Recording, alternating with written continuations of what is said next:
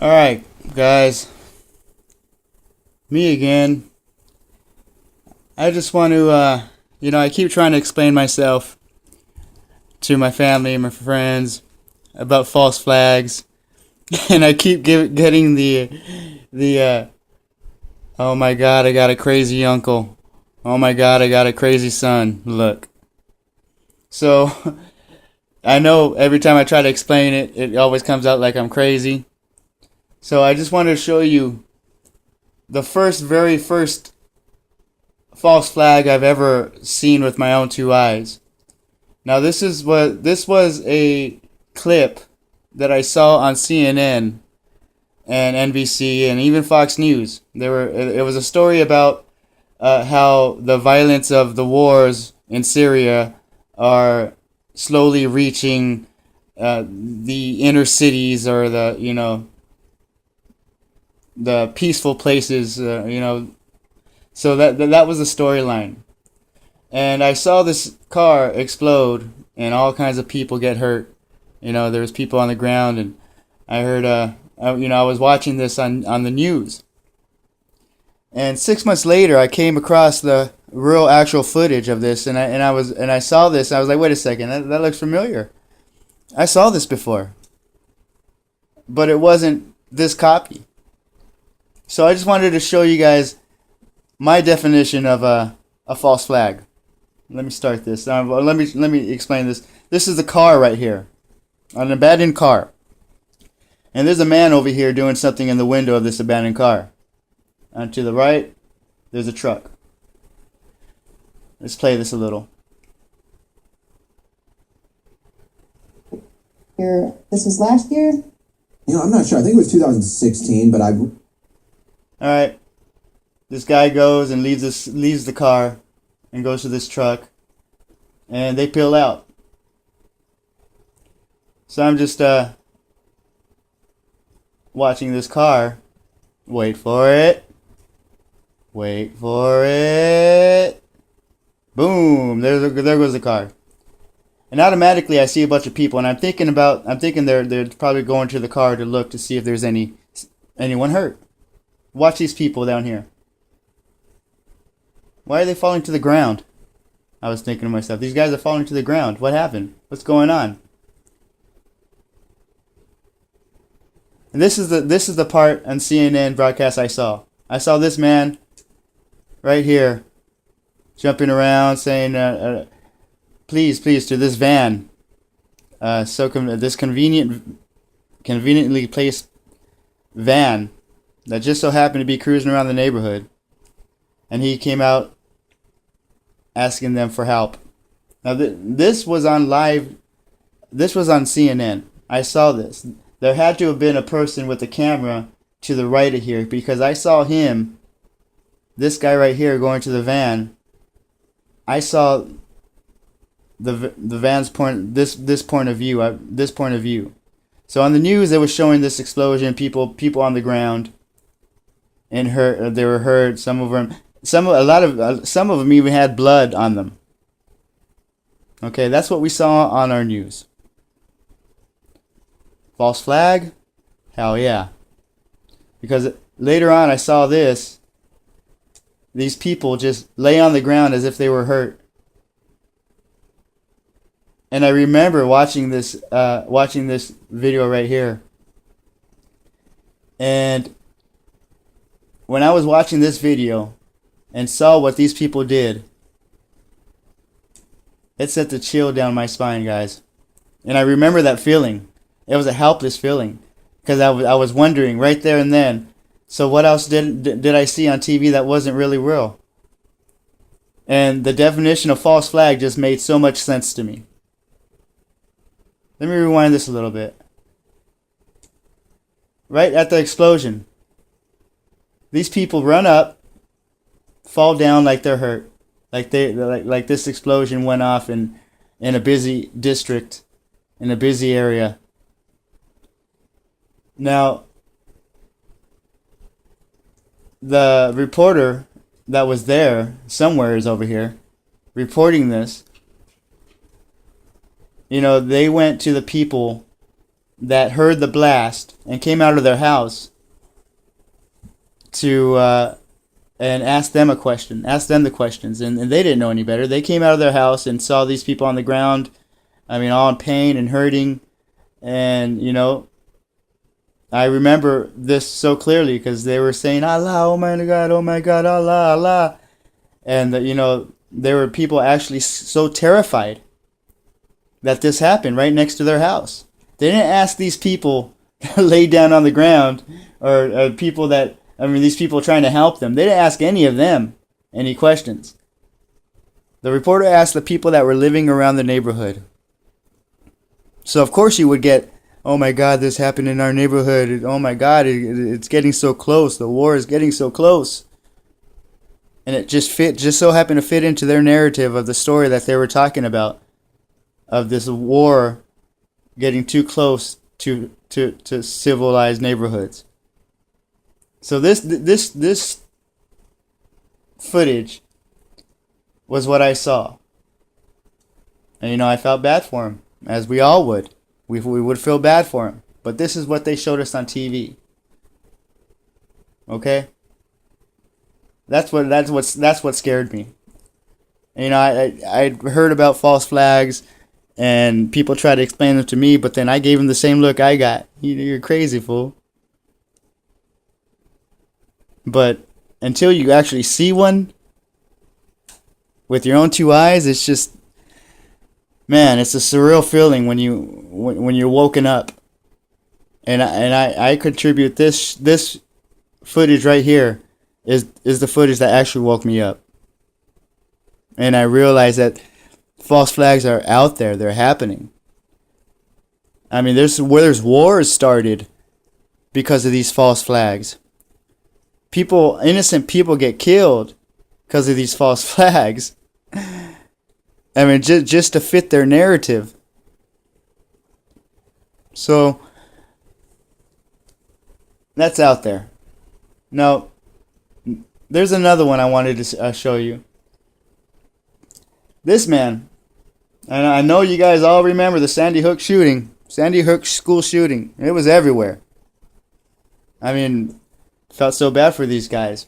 So this guy, that's when the school got shot up, and there was a bunch of kids that supposedly died in there. So this guy is the father of one of the kids that got shot. 6-year-old child. His 6-year-old son got shot a day earlier. Okay? And this is a live footage. So someone was recording this with their phone. Their live footage. As it happened. So let's run through this real quick. Let me put the volume up real quick. But this is he went on what? Wolf Blitzer's show and did this interview. Looks like the family is there. They're getting ready to come to the microphone, so we'll listen in. Okay.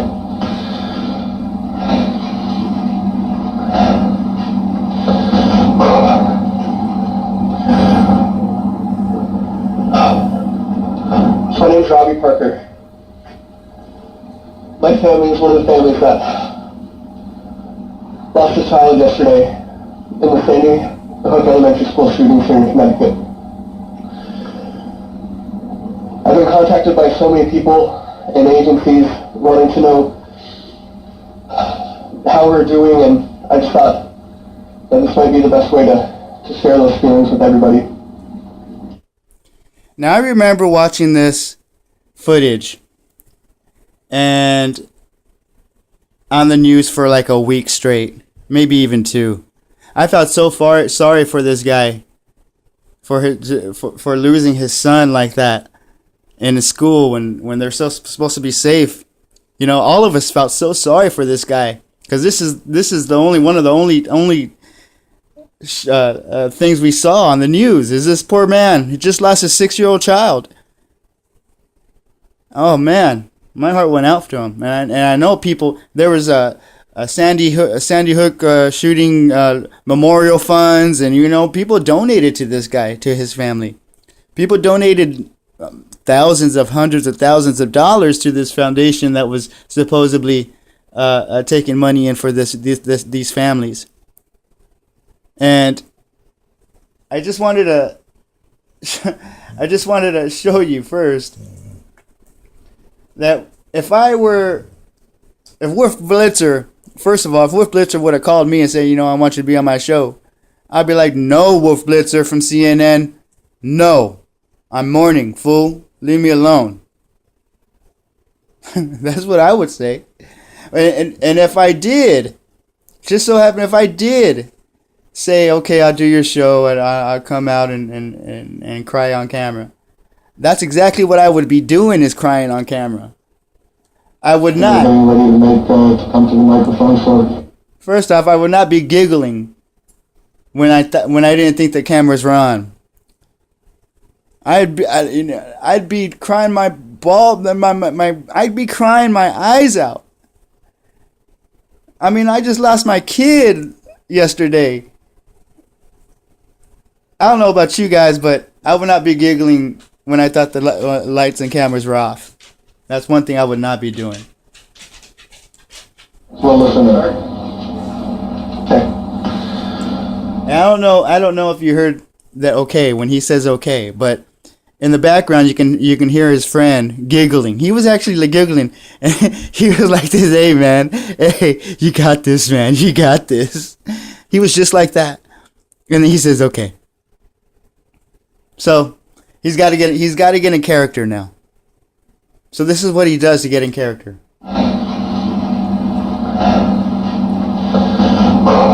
Catch my breath. Gotta look flustered. I gotta look flustered. My name's Robbie Parker.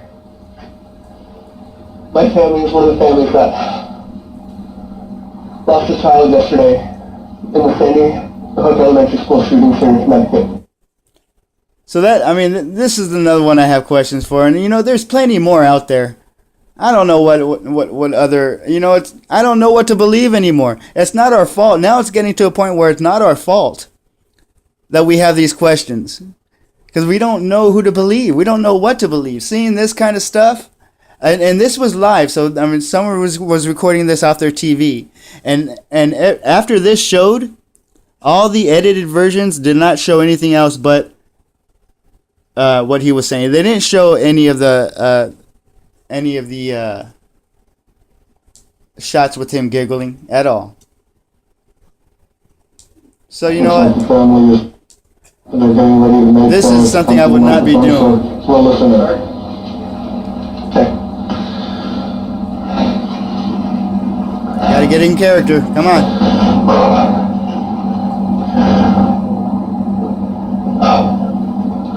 My name's Robbie Parker. And this is happening to us all the time. Wars can be started because of these false flag things that go on. People get hurt. So this is my definition of a false flag. And this Sandy Hook shooting, man, I pray I'm wrong. God, because innocent people could have been killed just to fit another narrative. And this is about the time when they were trying to pass laws about the MR-15 gun or whatever that gun is. And they passing laws to restrict people's rights on getting any kind of guns, and gun control. Gun control was really big about this time. And I pray and I hope that this didn't happen just to fit that narrative, because he did end up talking about gun control. And this is the guy that we saw that we felt so sorry for, giggling when he thought the cameras were off. Oh wait, when he wasn't live.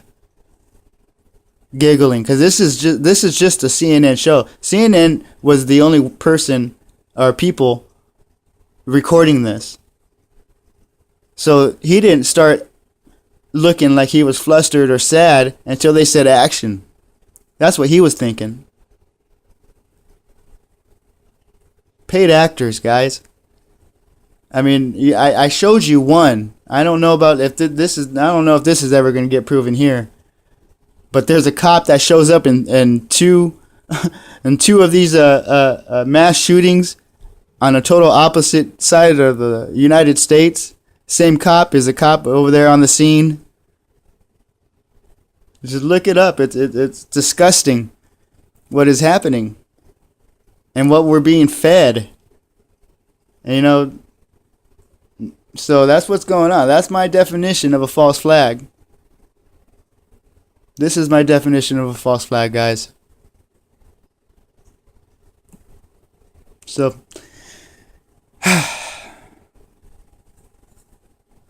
adios.